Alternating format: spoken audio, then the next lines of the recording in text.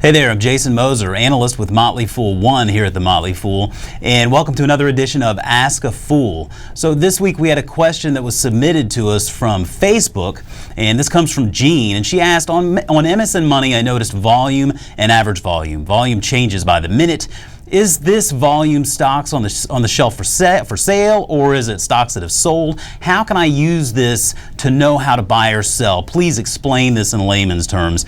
And I think that's a great question, Gene, and thanks for submitting it. And let's take a look at what volume and how it can play into your trading or investing strategy. Volume essentially gives us an idea of the liquidity of a stock, or how many shares of it trade in a particular day.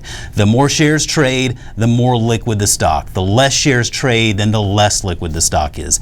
Average volume gives us basically an idea of the average over a given time period. This can give us a better idea of how the stock has been trading over a longer period of time, and it's just another useful piece of information. So let's look at two examples. In your first example, in your question with Calumet is a $2.3 billion market cap and has a 3-month average volume of about 680,000 shares per day. Now, if we go to the other end of the spectrum there with something like Chevron, well, Chevron's a $230 billion market cap company, and it has a 3-month average of about 5.5 million shares per day. So with those two examples, we can see that Chevron is a more liquid stock than Calumet. It's a more liquid traded stock than Calumet. So with less liquid stocks, you want to pay particular attention to what's called the bid-ask spread. I know that sounds a little bit technical, but really it's pretty easy to understand. This is the difference between the price that the market is asking for the stock versus what investors are bidding to pay for the stock. And you can see this bid and ask spread. You can see these prices on any standard ticker page as well. So highly liquid stocks will typically give you a bid-ask spread of a penny or two, so it's rarely a concern at all. However, when we start talking about less liquid stocks, it can be a bigger concern, and it's something you want to pay attention to because there will be oftentimes a larger spread between the two.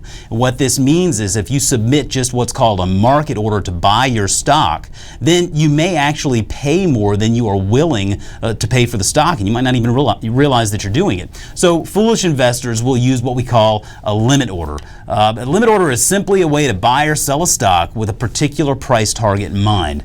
Simply put, it ensures that you won't pay more than you're willing to pay when you're buying a stock, and you won't sell a stock for less than you're willing to accept in selling a stock. And after all, it's your hard-earned money we're talking about here, so it's a handy tool to have in your toolbox. It's called a limit order, and it's a standard order on any of your brokerage statements. So it's a great question, Gene. Thanks for posting it. And for more information, make sure to head on over to Fool.com.